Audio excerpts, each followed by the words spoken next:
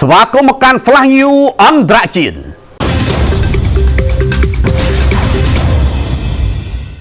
អាមេរិកវិប្រហាវេណេស៊ុយអេឡាដើម្បីចាប់ខ្លួនលោកប្រធានាធិបតីនីកូឡាស់ម៉ាដូរ៉ូគឺស្មើទៅនឹងព្រួយមួយបាញ់បានសត្វរហូតដល់5ដើម្បីការពារផលប្រយោជន៍និងសន្តិសុខជាតិរបស់សហរដ្ឋអាមេរិកក្រោមគោលលទ្ធិមុនរ៉ូហេតុដូច្នេះសួរថាតើសត្វទាំង5ដែលអាមេរិកបានបាញ់បាននោះមានអ្វីខ្លះយោងទៅតាមក្រុមអ្នកវិភាគជំនាញបានលើកឡើងថាសត្វទាំង5នោះរួមមាន1បញ្ហាគ្រឿងញៀន2ប្រេងទី3ឥទ្ធិពលរបស់ចិន4ផ្ដួលរំលំរបបកុម្មុយនីសនិង5អាមេរិកចង់ប្រាប់ពិភពលោកថាអាវុធរុស្ស៊ីនិងអាវុធរបស់ចិនធ្វើអ្វីខ្លួនមិនកើតនោះទេតាំងពីដើមមកម្លេះអាមេរិកកាំងបានចោទប្រកាន់របបរបស់លោកម៉ាដូរ៉ូថាគឺជាអ្នកកាងពួកមេខ្លោងដែលជួញដូរគ្រឿងញៀនចូលទឹកដីសហរដ្ឋអាមេរិកហើយការវាយប្រហារលើវេណេស៊ុយអេឡាដើម្បីចាប់ខ្លួនលោកម៉ាដូរ៉ូយកទៅកាត់ទោសនៅក្នុងទឹកដីអាមេរិកនេះគឺពីបទភេរវកម្មគ្រឿងញៀននិងជួញដូរអាវុធខណៈលោកម៉ាដូរ៉ូកំពុងតែដេកនៅក្នុងពន្ធនាគារអាមេរិកឯណោះឥឡូវលោកដូណាល់ត្រាំបានប្រកាសថាវេណេស៊ុយអេឡានឹងនាំប្រេងចេញដែលមានតម្លៃរហូតដល់$2000 លា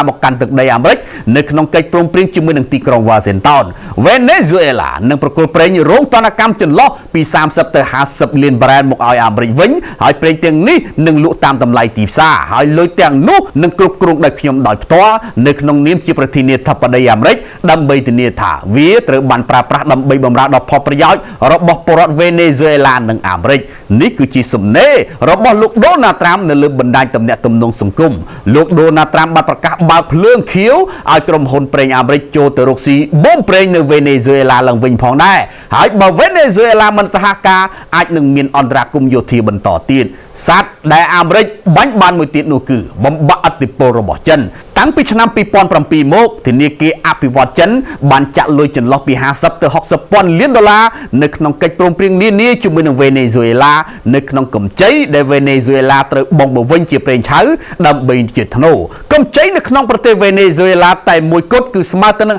53%ឯណោះនៃកម្ចីទាំងអស់របស់ចិននៅក្នុងតំបន់អាមេរិកឡាទីនដែលនេះធ្វើឲ្យអាមេរិកមើលឃើញថាចិនបានពង្រីកឥទ្ធិពលទៅដល់ទីធ្លាក្រោយផ្ទះរបស់ខ្លួនទៅហើយរឿងអ្វីដែលអាមេរិកត្រូវអោបដៃឈោមើលទៅទៀតសត្វទី4ដែលអាមេរិកបាញ់ទម្លាក់បាននោះគឺផ្ដួលរំលំរបបកុម្មុយនីសក្រោយចាប់ខ្លួនលោកម៉ាដូរ៉ូមិនទាន់បានប្រមាណម៉ោងផងលោកដូណាល់ត្រាំបានប្រកាសភ្លាមថាអាមេរិកនឹងគ្រប់គ្រងវេណេស៊ុយអេឡារហូតដល់ពេលមានការផ្ទេរអំណាចដោយសវត្ថិភាពត្រឹមត្រូវនឹងយុត្តិធម៌សត្វទី5ដែលជាប់ព្រួញរបស់លោកដូណាល់ត្រាំគឺអាមេរិកចង់ប្រាប់ពិភពលោកថាខែលការពារដែនអាកាសរបស់រុស្ស៊ីនិងចិនមិនអាចលោតជាមួយនឹងអាមេរិកបានទេជាក់ស្ដែងប្រព័ន្ធការពារដែនអាកាសរបស់មហាអំណាចទាំងពីរដែលវេណេស៊ុយអេឡាមានគឺអាមេរិកផ្ដាច់សញ្ញាប័ណ្ណទាំងអស់បាញ់មិនចេញសូម្បីតែមួយគ្រាប់ប្រព័ន្ធការពារដែនអាកាសរបស់រុស្ស៊ីដែលវេណេស៊ុយអេឡាមានគឺមានដូចជា S300MV S400 និងប្រព័ន្ធ Buck M2E SA-17 Grizzly ជាដើមក្រៅពីនេះវេណេស៊ុយអេឡាក៏មានប្រើប្រាស់អាវុធចិនមួយចំនួនផងដែរមានដូចជាប្រព័ន្ធរ៉ាដា JY-27 ដែលចាប់សញ្ញានៃយន្តហោះបំបាំងកាយឬក៏គោលដៅបំបាំងកាយផ្សេងទៀតជាដើមក៏ប៉ុន្តែនៅតែបរាជ័យនៅក្នុងការឆ្លើយតបចំពោះកំពូលយន្តហោះបំបាំងកាយរបស់អាមេរិកមានដូចជា S-22 និង S-35 ជាដើមនៅសុកស្រាប់តែអគ្គិភ័យបានឆាប់ឆេះលេបត្របាក់ទូកលបឿនលឿនជាង20គ្រឿងនៅឯផែឆាឡុងបាយប្រទេសថៃដែលធ្វើឲ្យម្ចាស់ទូកចង់យំក៏យំមិនចេញដោយបានត្រឹមតែរៀបរាប់ថាទូករបស់ខ្លួនមួយគ្រឿងមានតម្លៃរហូតដល់$160,000ឯណោះហើយដែលជាហេតុធ្វើឲ្យពួកគេត្រូវលុបចោលនៃការកក់សម្រាប់ជីវរហូតទៅដល់ជាង100នាក់នៅថ្ងៃទី7ខែមករាឆ្នាំ2026នេះលោកអាប់ឌុលឈុតថងអភិបាលរងនៅខេត្តពូកេតបានលើកឡើងថាអគ្គិភ័យនេះបានកើតឡើងនៅឯផែឆាឡុងបាយនៅឯស្រុកមឿននៅខេត្តពូកេតយោងទៅតាមការស៊ើបអង្កេតបឋមបានបង្ហាញថាអគ្គិភ័យនេះដំបូងឡើយកើតចេញអំពីការផ្ទុះនិងការឆាបឆេះដែលចាប់ផ្ដើមចេញពីទូកលបឿនលឿនតែមួយប៉ុណ្ណោះហើយដោយសារតែខ្យល់សមុទ្របក់ខ្លាំងបានធ្វើឲ្យឆេះរាលដាលទៅដល់ទូកលបឿនលឿនផ្សេងទៀតបានយ៉ាងឆាប់រហ័សរហូតបំផ្លាញទូកលបឿនលឿនសរុបជាង20គ្រឿងឯណោះនៅក្នុងប្រតិបត្តិការពលុតអគ្គិភ័យដ៏សន្ធោសន្ធៅនេះរថយន្តពលុតអគ្គិភ័យនិងបុគ្គលិកត្រូវបានចល័តជាបន្ទាន់ដើម្បីនាំគ្នាបាញ់ទឹកពលុតពួកគេបានប្រើវិធីដូចជាកាត់ខ្សែពួរកាត់បំបែកទូកនីមួយៗឲ្យឆ្ងាយពីគ្នាតាមដែលអាចធ្វើទៅបានដើម្បីការពារកុំឲ្យភ្លើងឆេះរាលដាលបន្តទៀតប៉ុន្តែបើទោះបីជាយ៉ាងណាក៏ដោយសារតែទឹកបាននាយទៅវិញទើបធ្វើឲ្យកិច្ចខិតខំប្រឹងប្រែងពលុតអគ្គិភ័យមានការពិបាកហើយអគ្គិភ័យមិនអាចគ្រប់គ្រងបាន ភ្លាមនោះទេជាមួយគ្នានេះអភិបាលខេត្តភូកេតគឺលោកនីរ៉ាត់ក៏បានណែនាំឲ្យនាយកដ្ឋានសមុទ្រភូកេតឲ្យចាត់វិធានការពន្លត់ប្រេងដែលបានឆាបឆេះនៅកំពង់ផែផងដែរដើម្បីការពារកុំឲ្យរាលដាលទៅកាន់តែខ្លាំងនៅក្នុងសមុទ្រហើយលោកបានជូនដំណឹងទៅសមត្ថកិច្ចនិងសមត្ថកិច្ចកសលវិច័យដើម្បីចុះទៅពិនិត្យនៅកន្លែងកើតហេតុហើយនឹងពន្លឿនការស៊ើបអង្កេតលម្អិតអំពីមូលហេតុនៃអគ្គិភ័យមួយនេះផងដែរអង្គការសិទ្ធិមនុស្សបានលើកឡើងថាមានមនុស្សយ៉ាងហោចណាស់36នាក់ត្រូវបានសម្លាប់អំឡុងការតវ៉ា10ថ្ងៃចុងក្រោយទូទាំងប្រទេសអ៊ីរ៉ង់អង្គការសិទ្ធិមនុស្ស Human Rights Activist New Agency ដែលហៅកាត់ថា HRANA ដែលមានមូលដ្ឋាននៅបរទេសបានរាយការណ៍ថានៅក្នុងចំណោមអ្នកស្លាប់ទាំង36នាក់នោះមាន34នាក់ត្រូវបានបញ្ជាក់ថាជាបាតុករ2នាក់គឺជាកងកម្លាំងសន្តិសុខអាជ្ញាធរអ៊ីរ៉ង់មិនបានផ្សព្វផ្សាយចំនួនអ្នកស្លាប់ជាផ្លូវការទេប៉ុន្តែបាននិយាយថាបុគ្គលិកសន្តិសុខ3នាក់បានស្លាប់អំឡុងប៉ះទង្គិចជាមួយនឹងក្រុមបាតុករពីភ្នាក់ងារសារព័ត៌មាន BBC Persian រហូតមកដល់ឡើងពេលនេះបានបញ្ជាក់អត្តសញ្ញាណរួចហើយនៃមនុស្ស20នាក់ដែលបានស្លាប់អង្គការ HRANA ក៏បាននិយាយផងដែរថាបាតុករជាង60នាក់បានរងរបួសនិង2076នាក់ត្រូវបានចាប់ខ្លួនអំឡុងពេលចលាចលដែលបានឆាបឆេះឡើងដោយវិបត្តិសេដ្ឋកិច្ចហើយក៏បានរីករាលដាលទៅដល់27ខេត្តនៃខេត្តសរុបចំនួន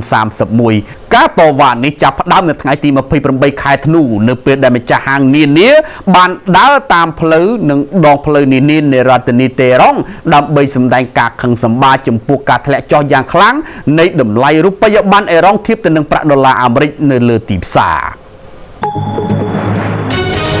ក្រុមហ៊ុនចម្រាញ់ប្រេងដ៏ធំរបស់ឥណ្ឌាបានបដិសេធរបាយការណ៍របស់ Bloomberg ដែលថាខ្លួនប្រហែលជាបន្តទិញប្រេងពីរុស្ស៊ីបើទោះបីជាមានទណ្ឌកម្មពីសហរដ្ឋអាមេរិកក៏ដោយ Bloomberg បានរាយការណ៍កាលពីសប្តាហ៍មុនថានាវាចំនួន3គ្រឿងបានផ្ទុកទៅដោយប្រេងឆៅរុស្ស៊ីចំនួន 2.2 លានបារ៉ែលដែលបង្ហាញថារោងចក្ររបស់ក្រុមហ៊ុន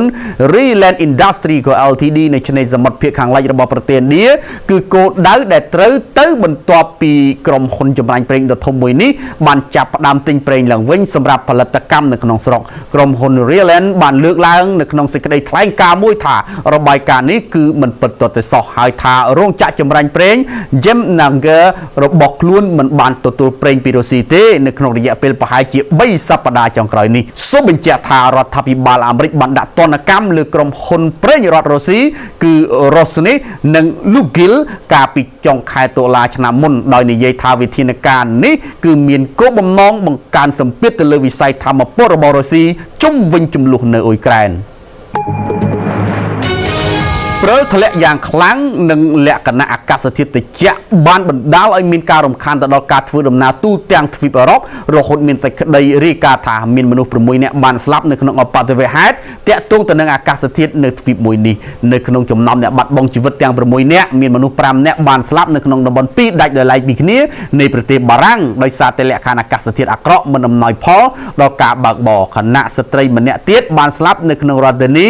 Sarajevo របស់ប្រទេសបូស្នៀបន្ទាប់ពីព្រិលបានធ្លាក់មកគ្របដណ្ដប់លើទីក្រុងនៅក្នុងកម្រាស់40សង់ទីម៉ែត្រជើងហោះហើររាប់រយត្រូវបានលុបចោលទូទាំងទ្វីបអឺរ៉ុបដោយសារតែមានមនុស្សរាប់ពាន់នាក់ត្រូវបានជាប់គាំងនៅអាកាសយានដ្ឋាននៅក្នុងទីក្រុងប៉ារីសនិងទីក្រុងអាស្ទើដាំអាជ្ញាធរបានឲ្យដឹងថានៅក្នុងប្រទេសបារាំងមានមនុស្ស3នាក់បានស្លាប់នៅក្នុងឧបទ្ទវហេតុ2ដាច់ដោយឡែកពីគ្នានៅក្នុងទីក្រុង Landis ដោយសារតែទឹកកកគ្របដណ្ដប់ទៅលើផ្លូវដែលបង្កទៅជាគ្រោះថ្នាក់2នាក់ទៀតស្លាប់នៅក្នុងគ្រោះថ្នាក់ចរាចរណ៍ដាច់ដោយឡែកមួយទៀតនៅក្នុងតំបន់ប៉ារីស